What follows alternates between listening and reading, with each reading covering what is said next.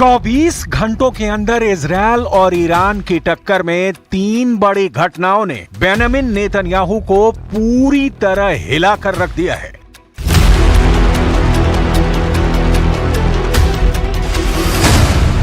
Netanyahu को shock number 1। America ने Israeli सेना की एक स्पेशल यूनिट पर प्रतिबंध लगाने की तैयारी कर ली है। नेतन्याहू को शॉक नंबर 2। इजरायल की मिलिट्री इंटेलिजेंस के चीफ ने पद से इस्तीफा दे दिया है। नेतन्याहू को शॉक नंबर 3। ईरान के सुप्रीम लीडर अली खामनेई ने कहा है कि ईरान की मिसाइल पावर देखकर इजरायल खौफ में डूब चुका है। इस वक्त ईरान के इजरायल पर हमले और गाजा पर इजरायल की लगातार बमबारी के बीच नेतन्याहू की बहुत ही खतरनाक फोर्स इंटरनेशनल हेडलाइन बन चुकी है। पश्चिमी मीडिया देखिए, उनके अखबार देखिए, इजरायल की नेत्जा येहूदा बटालियन पर बाइडन प्रतिबंध लगाने जा रहे हैं। इस बटालियन पर आरोप है कि उसने फिलिस्तीनियों पर खूब जुल्म ढाए हैं। देखा जाए तो अमेरिका से आ रही ये खबरें बता रही हैं कि बहुत बड़े विवाद में घिर चुकी है इजरायल की नेत्जा येहूदा बटालियन। इस बटालियन पर वेस्ट बैंक में मानवाधिकार उल्लंघन का इल्जाम है। 1999 में बनाई गई बटालियन में सिर्फ पुरुष सैनिक हैं और वो भी अति रूढ़िवादी पुरुषों को इसमें लिया जाता है। नेत्जा येहूदा बटालियन पर लगे इल्जाम 7 अक्टूबर 2023 से पहले के हैं, लेकिन वेस्ट बैंक का दूसरा सच यह है कि 7 अक्टूबर के बाद से वहां 460 से ज्यादा लोगों की इजरायल की सैन्य कार्रवाई में मौत हो चुकी है।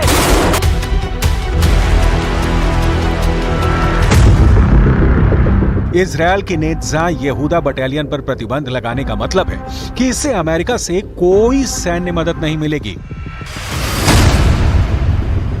इसलिए यही है बेंजामिन नेतन्याहू को शॉक नंबर 1। नेत्जा येहूदा बटालियन पर पाबंदी का मतलब इजरायल की सेना पर काला धब्बा।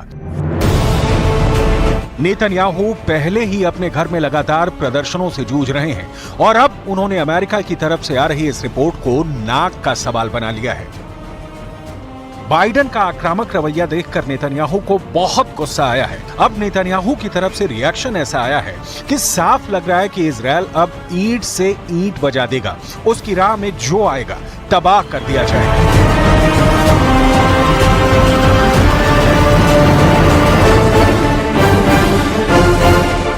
אני אגן בחירוף נפש על צה"ל, על הצבא שלנו ועל הלוחמים שלנו.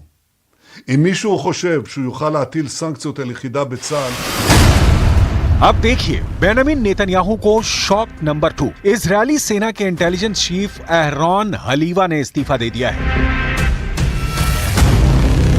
7 अक्टूबर 2023 को हमास ने इजरायल पर हमला किया। पूरी दुनिया ने इजरायली टैंकों को जलते हुए देखा। 1000 से ज्यादा इजरायली नागरिकों और सैनिकों की मौत हुई। इसी के बाद से इजरायल में अंदरूनी कोहराम मचा था। इस हमले के बाद इजरायली मिलिट्री इंटेलिजेंस के प्रमुख मेजर जनरल एहरोन हलीवा बहुत दबाव में थे और अब उन्होंने अपने ओहदे को छोड़ने का फैसला किया। ये ऐसा वक्त है जब नेतन्याहू के सामने बहुत से फ्रंट खुले हुए हैं और उनके कमांडर भी बहुत ज्यादा प्रेशर में हैं।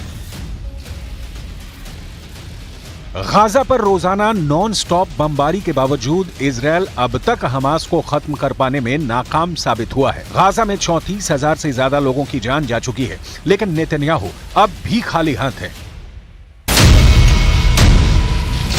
2024 में अप्रैल का महीना इजरायल के लिए ही नहीं, इजरायल के प्राइम मिनिस्टर बेंजामिन नेतन्याहू के लिए भी बहुत बड़ा शॉक लेकर आया है।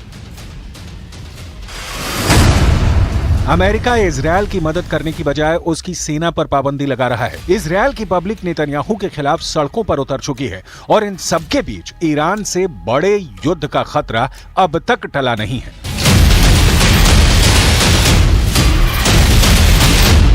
तेहरान में ईरान के सर्वोच्च नेता अली खामनेई ने मिलिट्री कमांडर्स की एक मीटिंग बुलाई।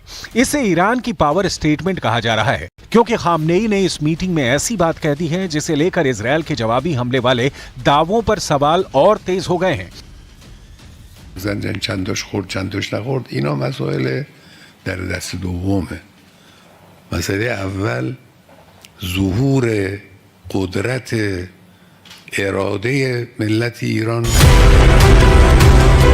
इजरायल का दावा है कि उसने ईरान के हमलों को नाकाम कर दिया था, क्योंकि 300 से ज्यादा ड्रोन और मिसाइलों से अटैक हुआ और 98% हमलों को आसमान में ही रोक दिया गया। जबकि इजरायल से आई तस्वीरों से साफ है कि 13 अप्रैल की रात ईरान की कुछ मिसाइल इजरायल के सुपर सीक्रेट नेवातिम एयरबेस पर गिरी थी।